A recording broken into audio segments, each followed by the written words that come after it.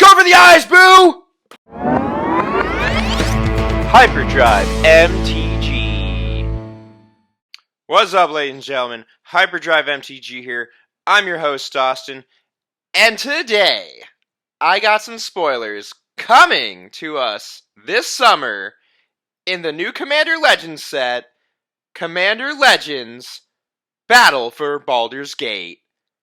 Let's get right into it. So just letting you know, there are going to be spoilers for an upcoming set of Magic in this video. If you do not want spoilers, please leave the video now. For those of you who want to stay for the spoilers, let's get right into it. So for each card that was spoiled, I'm going to be rating them based on my rating system. Cards will be rated either bad, good, or insane. If a card is bad, it is either unplayable or so niche that it has very few uses. If a card is good, it is playable and may have many uses. And if a card is insane, it should have either never been printed or is so powerful that it can be run in every deck. First up is Minksambu, Timeless Heroes.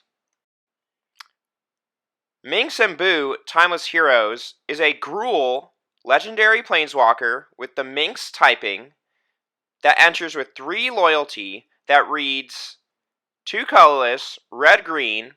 When Minx and Boo, Timeless Heroes, enters the battlefield and at the beginning of your upkeep, you may create Boo, a legendary 1/1 red hamster creature token with Trample and Haste.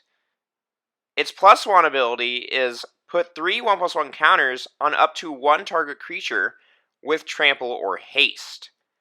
Its -2 ability reads, sacrifice a creature. When you do, Minksambu, Timeless Heroes, deals X damage to any target, where X is that creature's power. If the sacrificed creature was a hamster, draw X cards. Minksambu, Timeless Heroes can be your commander. I was talking to a friend about this, who is leading the charge on the Xenagos Primer, and I thought it would be really cool if we tried this card in Xenagos God of Revels. It's very versatile there. Even just using the hamster token, using the +1 to attack for 8 on its own is good enough. And then later you can sacrifice the hamster token to draw 8 cards if needed. There's a lot of good utility that it provides this deck. I think it shouldn't be something that should be overlooked for this deck in general. Even outside of Xenagos, flinging hamsters seems really funny and really fun. This card's going to be great. Next is Ancient Brass Dragon. Ancient Brass Dragon is a 7-mana, black card, 7/6 Elder Dragon creature that costs 5 colorless, double black, has flying, and also reads, whenever Ancient Brass Dragon deals combat damage to a player, roll a d20. Whenever you do, put any number of target creatures with total mana value X or less from graveyards onto the battlefield under your control, where X is the result. Personally, I think this card is going to be really cool as a reanimator target because it allows you to get really good value off of everyone's graveyards, not just yours. If you are building reanimator, you're going to do very well otherwise if you keep your mana curve low. And if your opponents are constantly having things die, you're going to get value off them as well. This card isn't bad. In Reanimator, this card is pretty good. Let's go on to Elderbrain. Elderbrain is a 7-mana black creature horror, 6/6 with Menace that reads, whenever Elderbrain attacks a player, exile all cards from that player's hand. Then they draw that many cards. You may play lands and cast spells from among the exiled cards for as long as they remain exiled. If you cast a spell this way, you may spend mana as though it were mana of any color to cast it. My first initial feelings on this card is that it's okay. Random value and getting value off of your opponents is always very luck-based. So it's going to be a very similar play style to when you play cards like Gonti, Lord of Luxury. I still think this is a really fun Chaos card, but I personally don't think it's that great all on its own. It does take a lot of mana investment, and even reanimating it doesn't guarantee you a win, it just gives you a lot of value. Because of its niche uses, I'm rating this card bad.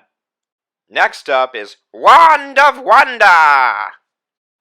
Wand of Wonder is a 3 colorless, 1 red artifact that reads 4 colorless, tap it, roll a d20.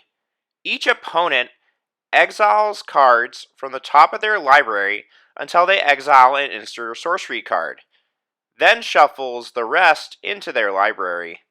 You may cast up to X instants and or sorcery cards from among cards exiled this way without paying their mana costs. 1 through 9, X is 1, 10 through 19, X is 2, 20, X is 3. My first initial gut feeling on this card is that it's basically just a better Chaos Wand, but it may or may not be. It is a Chaos card, so you aren't guaranteed anything, but it's just really fun. It's not a good card, it's just a fun card. Depending on what you get, you may do some insane things, but you're not guaranteed anything. You're basically gambling at a casino with this card. As someone who's played with a lot of random effects are usually bad, so I'm rating this card bad. Ladies and gentlemen, that's all I got for you today.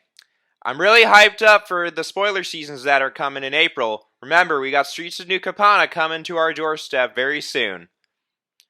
As always, if you have any questions or comments, leave them in the comments below. Make sure to like, share, and subscribe. Have a wonderful day. And as always, stay hyper.